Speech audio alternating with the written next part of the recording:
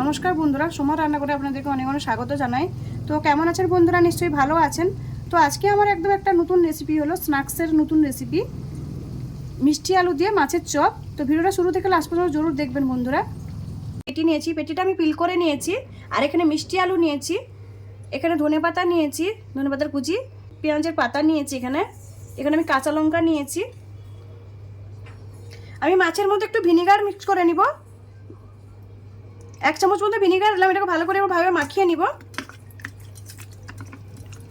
মাছটা ভালো করে মাখিয়ে নিয়ে সেটাকে আমি 5 মিনিট ঢাকা দিয়ে রেখে দিব। এইভাবে মাছটা আমি 5 মিনিট ঢাকা দিয়েছিলাম, ঢাকা দিয়ে রেখেছিলাম ম্যারিনেট করে।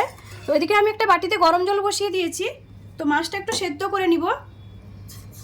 ভিনিগার দিয়ে মাছটা মাখিয়ে রাখলে তার একটা আষ্টে গন্ধ থাকে, সেই মাছের আষ্টে গন্ধটা কেটে যায়। মাছটাকে আমি 5 মিনিট ভাপিয়ে নিয়েছি। তো এটাকে ছেনে আমি ঠান্ডা করে নিচ্ছি। মাছটাকে আমি মাছটা ঠান্ডা করে একটু হাতে দোলে নিয়েছি, দেখুন এভাবে দোলে নিয়েছি মাছটাকে। তো আমি এখানে মিষ্টি আলুটা নিয়েছি, মিষ্টি আলুটা আমি গ্রেট করে নিব। একটু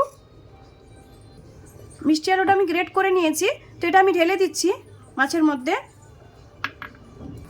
আমি মাছটাকে একটু কষিয়ে নিব। তো এখানে কড়াইটা বসিয়ে দিয়েছি, আমি এখানে সর্ষের তেল দিয়ে দিয়েছি কড়াইয়ের মধ্যে একটু। এবার মাছ আর মিষ্টি আলুটা আমি ঢেলে দিব কড়াইয়ের মধ্যে। এবার আমি স্বাদ মতো নুনটা দিয়ে দিচ্ছি, লাল লঙ্কার গুঁড়ো দিচ্ছি, এখানে আমি আদা রসুনের পেস্টটা দিচ্ছি, কাঁচা লঙ্কার কুচি দিয়ে দিলাম,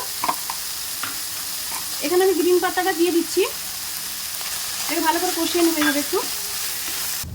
এবার আমি ধনে গুঁড়ো দিয়ে দিলাম, ধনে পাউডার, অল্প করে চাট মশলা দিচ্ছি, আমি গরম মশলার গুঁড়ো দিলাম, আমি ভাজা জিরের গুঁড়ো দিচ্ছি। এবার আমি ধনে পাতা কুচিটা দিয়ে দিলাম। এটা ভালো করে মিক্স করে নিব মশলার সঙ্গে। এভাবে ভালো করে একটু মিক্স করে নিতে হবে।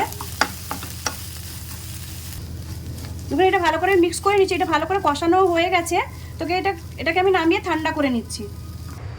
যতক্ষণ ওখানে মাছটা ঠান্ডা আছে আমি বেসনটা ফেটিয়ে নেব। তো বেসনের মধ্যে আমি নুন দিয়ে দিচ্ছি।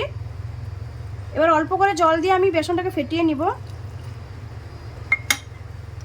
এখানে আমি একটু আজওয়াইন দিব, আজওয়াইনটা দিলে চপের মধ্যে টেস্টটা ভালো হয়। তো এটাকে ভালো করে আমি ফেটিয়ে নিব এইভাবে। দেখুন আমি এটা ভালো করে ফেটিয়ে নিয়েছি। দেখুন বেশি পাতলাও না, খুব ঘনও নয়, একদম মিডিয়াম আছে। আমি এদিকে তেলটা গরম করতে বসিয়ে দিয়েছি, এদিকে মশলাটাও ঠান্ডা হয়ে গেছে। তো আমি বানিয়ে নিব ছোট ছোট করে, একটু পাতলা পাতলা করে বানাবো চপগুলো। এভাবে আমি পাতলা পাতলা করে বানিয়ে নিব।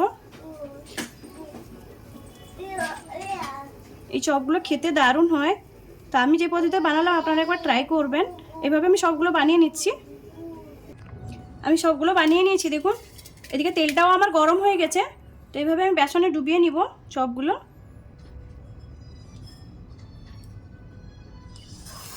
এভাবে ছেড়ে দিব।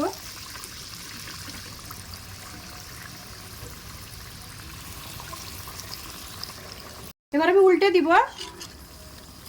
এভাবে উল্টে দিলাম সবগুলো। এই চপগুলো আমার হয়ে গেছে, আমি তুলে নিচ্ছি। বাকি চপগুলো আমি এইভাবে ভেজে নিব। আমার গরম গরম চপ রেডি হয়ে গেছে। তো এই রেসিপিটা যদি ভালো লাগে লাইক করুন, শেয়ার করুন, সাবস্ক্রাইব করুন, আর আমাকে কমেন্ট করে জানান আমার মিষ্টি আলু দিয়ে মাছের চপ কেমন লাগলো, মাছের চপের রেসিপিটা। ধন্যবাদ বন্ধুরা, ভালো থাকেন।